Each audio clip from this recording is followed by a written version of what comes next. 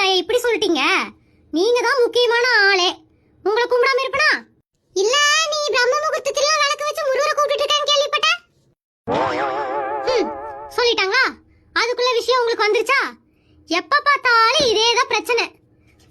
என் மேல நிறைய பேர் கார்டுல சுத்திட்டு இருக்காங்கமா. அதான் உங்ககிட்ட தப்பு தப்பா சொல்லி வைக்கிறாங்க.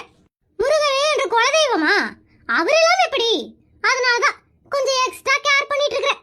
இருந்தாலும் இருக்கிறதே முக்கியமான ஆளு நீங்க. உங்களை விட முடியுமா? நீங்க வீட்டுக்குள்ள வந்தாதானே நாங்க நல்லபடியா வாழ முடியும். நீங்க இல்லாம யாருமே நிம்மதியா வாழ முடியாது, பாத்துக்கோங்க. அப்புறம் என்ற வீட்டுக்காரர் முக்கி முக்கி வேலை பார்க்கறாரு, மாசம் 1 லட்சம் சம்பளம் வாங்குறாரு. ஆனா வீட்டுக்குள்ள காசு மட்டும் தாங்க மாட்டேங்குது.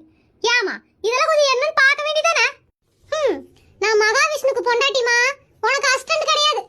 ஐயோ லட்சுமி தாயே, கோச்சுக்காதீங்க. நான் ஏதோ பார்த்து எனக்கு நல்லது பண்ணுங்கன்னு சொல்லிக்கிட்டு இருக்கிறேன். அது புரியாம நீங்க இப்படி கோச்சுக்கிறீங்களே.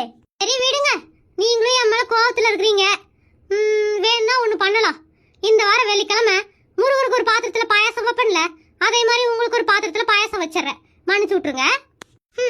நீ வைக்கிற ஒரு கப்பு பாயாசத்துக்கு உனக்கு நானே செல்வத்தை கொடுக்கணும் இல்ல? அவன் என்ன வாவான்னு வீட்டுக்கு வெத்தலை வாக்கு வச்சு அழைச்சிட்டு இருக்கிற, நான் போகாம உட்காந்துட்டு இருக்கிறேன். உனக்கு என்னை பார்த்தா கேளக்கிரிக்கி மாதிரி தெரியுதுல? என்ன அம்மா நம்மள மாதிரியே பேசுறாங்க? அவங்கவுங்க பாஷையில பேசினாதானமா அவங்கவுங்களுக்கு புரியும். சரி விடுங்க. என் மேல உங்களுக்கு கோவம், எனக்கு உங்க மேல கொஞ்சமா வருத்தம். அதெல்லாம் ஒண்ணு சரியா போச்சு. ஊரை பிச்சிடி ஏதாவது கொஞ்சமா கொட்டிங்கன்னா நல்லா இருக்கும். கொஞ்சமா கொட்டணுமா? என்ன மண்ணா? என்ன நீங்களும் என்ன பார்த்து காமெடி பண்ணிட்டு இருக்கீங்க?